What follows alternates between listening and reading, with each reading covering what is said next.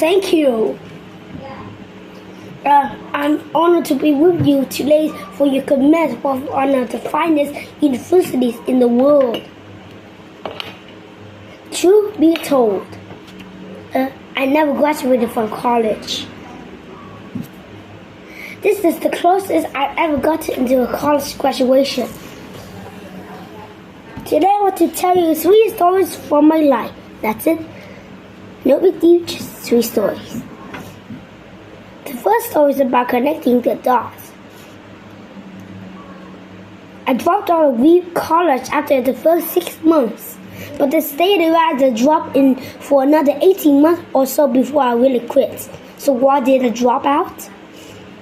It started before I was born. My biological mother was a young, unwed graduate student and she decided to put me up for adoption. She felt very strong that I should be adopted by college graduates. So everything was all set for me to be adopted at birth by a lawyer and his wife. Except that when the popped out, they decided at the last minute that I really wanted a girl. So my parents, who were on the waiting list, got a call in the middle of the night asking, "We're gonna expect it, baby boy. Do you want it?" He said, "Of course." My biological mother found out later that my mother had never graduated from college and that my father had never graduated from high school. She refused to sign the final adoption papers. She only went to a few months later when my parents promised that we'd go to college. This was the start in my life. At 17 years later, I did go to college. I navigated to choose a college that was almost as expensive as Stanford. And all my working class parents savings were being spent on my college tuition. At 6 months, I couldn't see the value of it. I had no idea what I wanted to do in my life.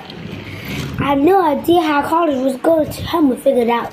And here I spent all the money my parents had saved their entire life.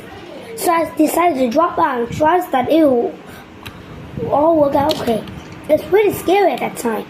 But looking back, it was one of the best decisions I ever made. The minute I dropped out, I couldn't stop taking the required classes that didn't interest me and began dropping in the ones that looked far more interesting.